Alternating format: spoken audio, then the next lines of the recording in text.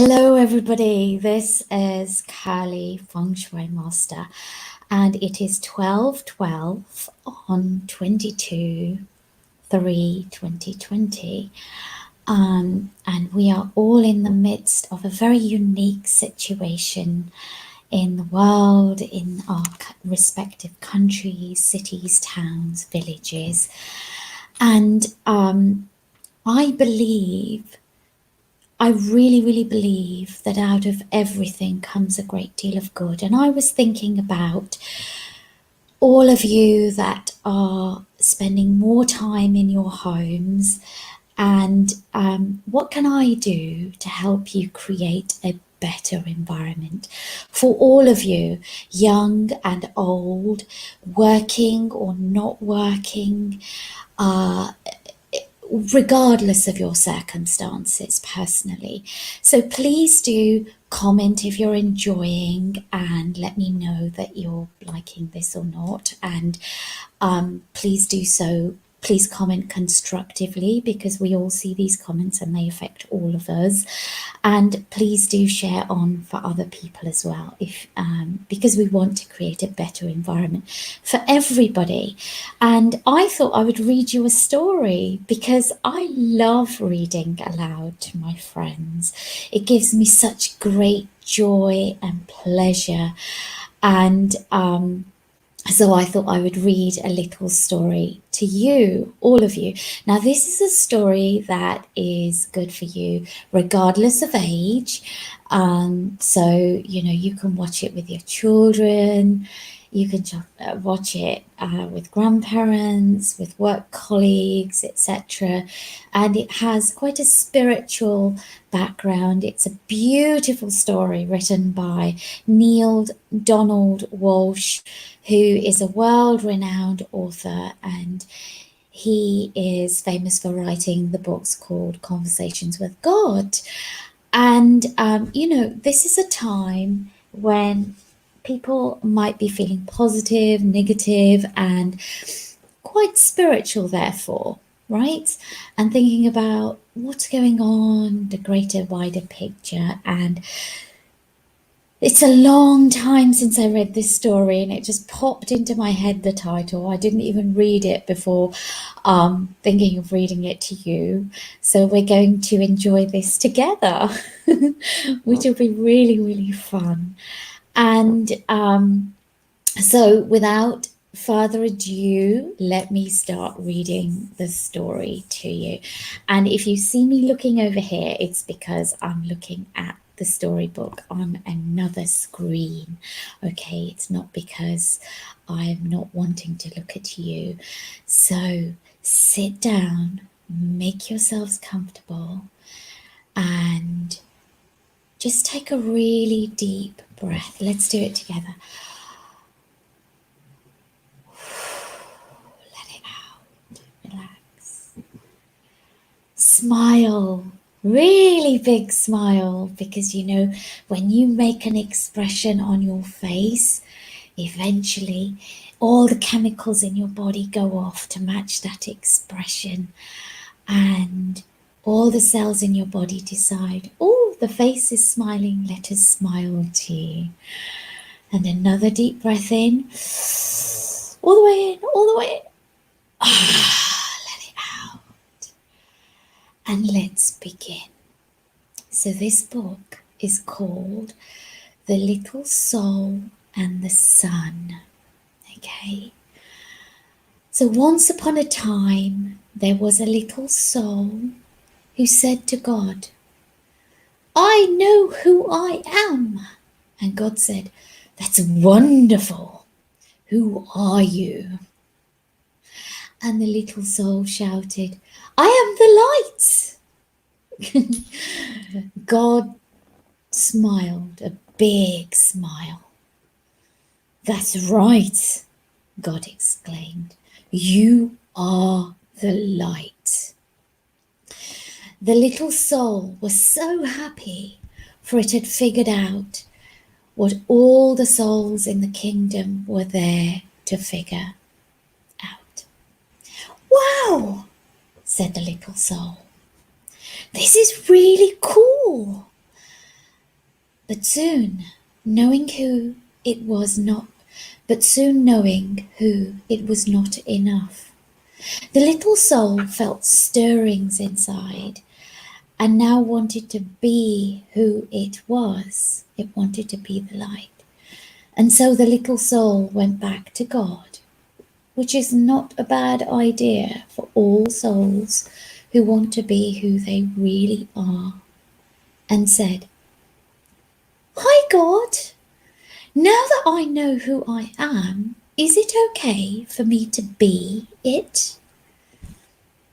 And God said, "You mean you want to be who you already are?" "Well," replied the little soul, "it's one thing to know who I am, and another thing altogether to already be it. I want to feel what it's like to be the light." Hi, Ravi. "But you already are the light," God repeated, smiling again. "Yes, but I want to see what that feels like," cried the little soul. "Well," God said with a chuckle, "I suppose I should have known. You always were the adventuresome one." Then God's expression changed. "There's only one thing." "What?" asked the little soul. "Well, there is nothing else but the light, you see. I created nothing but what you are. And so there is no easy way for you to experience yourself as who you are, since there is nothing that you are not." "Huh?" said the little soul, who was not a little confused, a lot confused. "Think of it this way," said God. "You are like a candle in the sun. Oh, you're there all right, along with a million kagillion other candles who make up the sun. And the sun would not be the sun without you. Nay, it would be a sun without one of its candles, and that would not be the sun at all, for it would not shine as brightly. Yet, how to know yourself as the light when you are amidst or amongst the light? That is the question." "Well," the little soul perked up, "you're God. Think of something." Once more, God smiles. "I already have," God said. "Since you cannot see yourself as the light when you are in the light, will surround you with darkness."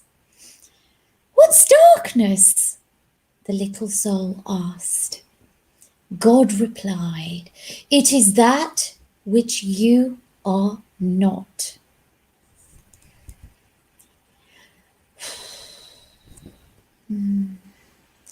"Will I be afraid of the light?" cried the little soul. "Only if you choose to be," God answered. "There is nothing really to be afraid of unless you decide that there is. You see, we are making it all up. We are pretending." "Oh," said the little soul, and felt better already. Let's take another deep breath, all of us. Let it all out. Let me carry on. Then God explained that in order to experience anything at all, the exact opposite of it will appear. It is a great gift, God said, because without it, you could not know what anything is like. You could not know warm without cold, up without down, fast without slow. You could not know left without right, here without there, now without then. Something to think about, isn't it? And so, God concluded, when you are surrounded with darkness, do not shake your fist and raise your voice and curse in the darkness. Rather, be a light unto the darkness. And don't be mad about it. Then you will know who you really are. And all others will know too. Let your light shine so that everyone will know how special you are. Ooh, you mean it's okay to let others see how special I am? Asked the little soul. Of course, God chuckled. It's very okay, but remember, special does not mean better. Everybody is special, each in their own way. Yet many others have forgotten that. They will see that it is okay for them to be special only when you see that it is okay for you to be special. Wow, said the little soul, dancing and skipping and laughing and jumping with joy. I can be special as I want to be? Yes, you can. Start right now, said God, who was dancing and skipping right along with this little soul. What part of special do you want to be? What part of special? The little soul repeated. I don't understand. Well, God explained. Being the light is being special. And being special has lots of parts to it. It is special to be kind. It is special to be gentle. It is special to be creative. It is special to be patient. Can you think of any other ways it is to be special? So if you are listening to this story with your parents or with anybody else you care, and you're a little, lovely little child, with your friends maybe, I want you to think about this, everybody, okay? And if you're grown up, think about it too. It is special to be considerate of others. The little soul sat for a moment.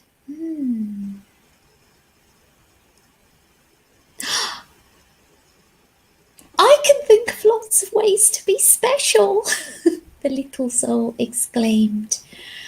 It is special to be helpful. It is special to be sharing. It is special to be friendly. And it is special to be considerate of others. Yes, God agreed. And you can be all of those things, or any part of special you wish to be at any moment. That's what it means to be the light. Ah, I know what I want to be. I want to be, and I know what I want to be, the little soul announced with great excitement.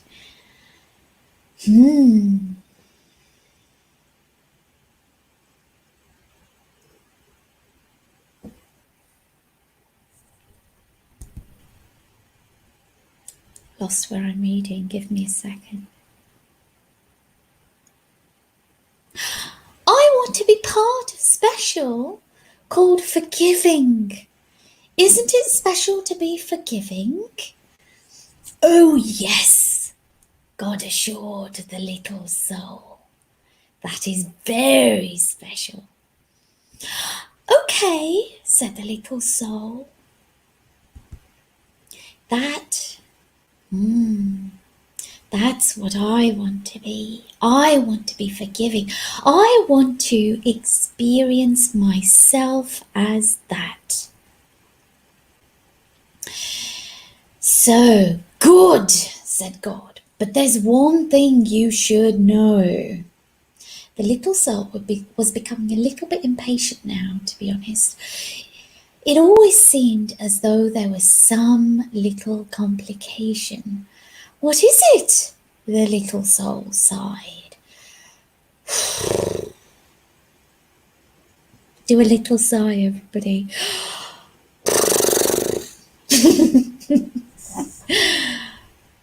There is no one to forgive.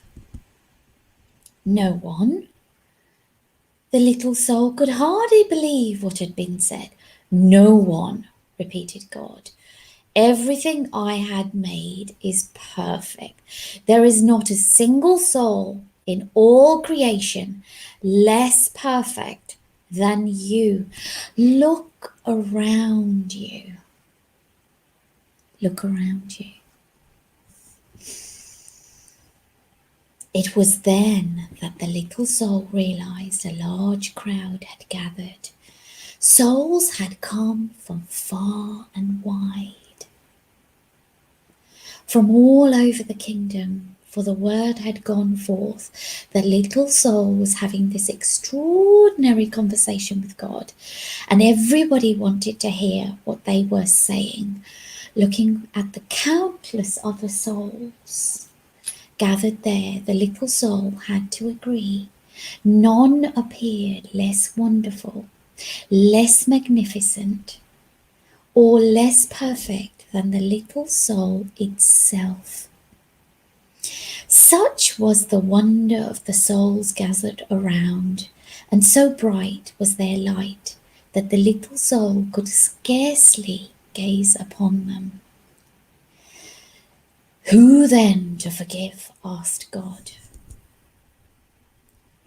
Boy, this is going to be no fun at all, grumbled the little soul. I wanted to experience myself as one who forgives. I wanted to know what that part of special felt like. And the little soul learned what it must feel like to be sad.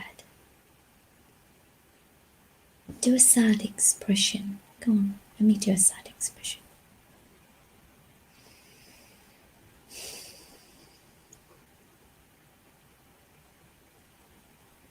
But just then, a friendly soul stepped forward from the crowd. Not to worry, little soul, the friendly soul said. I will help you. You will? The little soul brightened. But what can you do? Why, I can give you somebody to forgive. You can? Certainly, chirped the friendly soul. I can come into your next lifetime and do something for you to forgive. But why? Why would you do that? The little soul asked.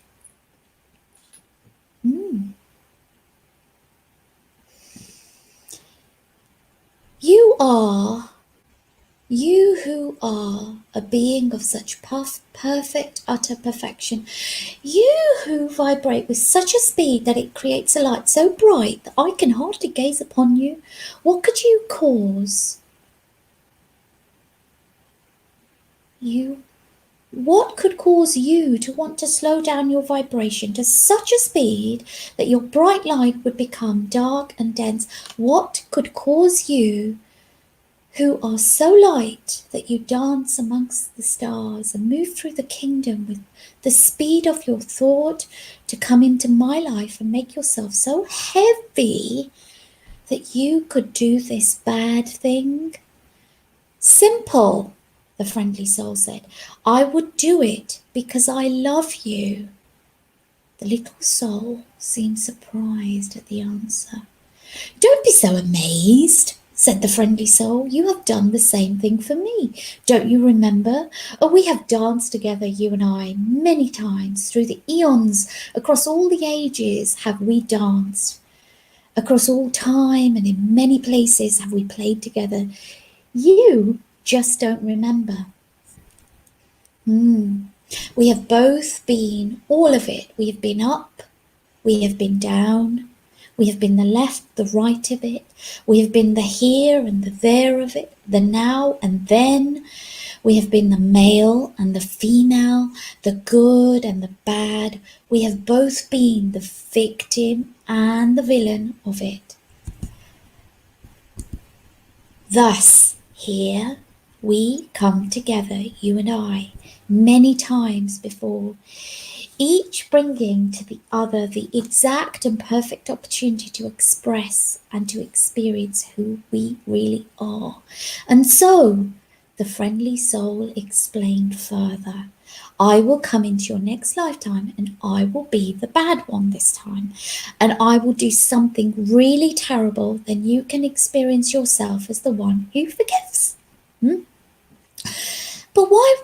But what will you do? The little soul asked, just a little nervously. That will be so terrible. Oh, replied the friendly soul with a twinkle. We'll think of something.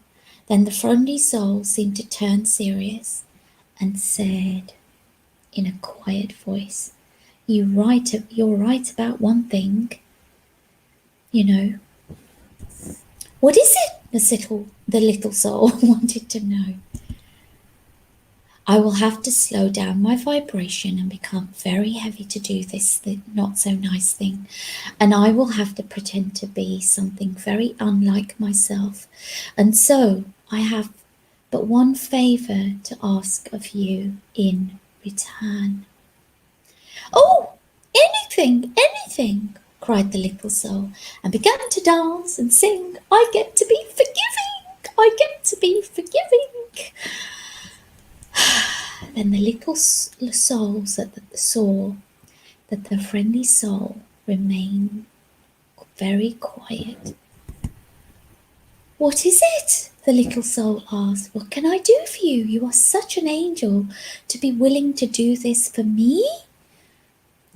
Of course, this friendly soul is an angel, God interrupted. Everyone is. Always remember, I have sent you nothing but angels. And so the little soul wanted more than ever to grant the friendly soul's request. What can I do for you? The little soul asked again.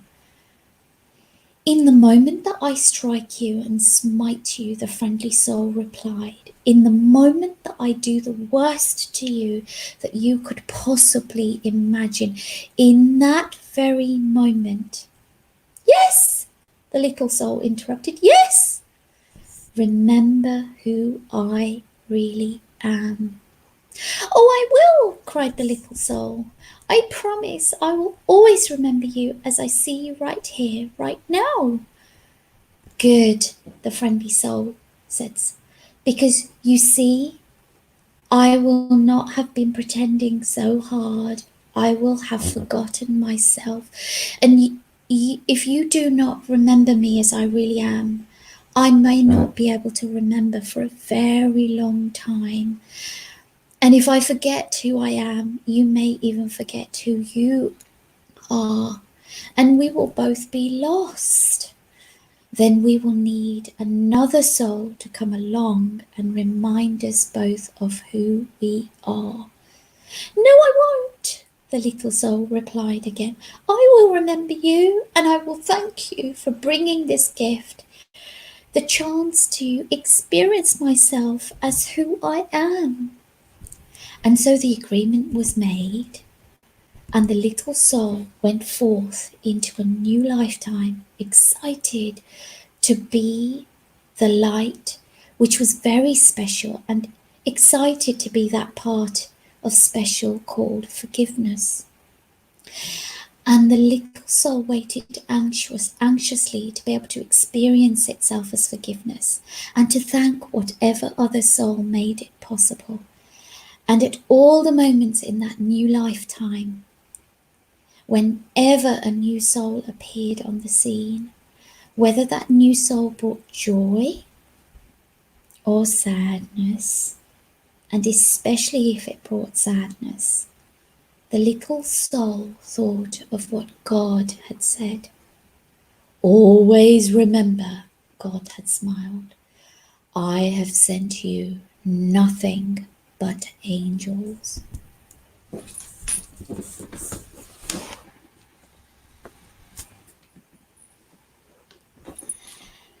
And that, everybody, is the story of the little soul and the sun.